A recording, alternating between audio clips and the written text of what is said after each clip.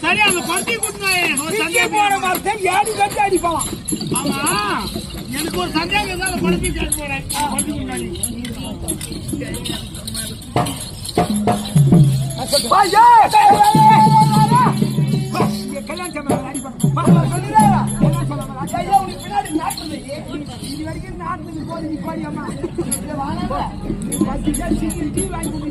அவனை போட்டு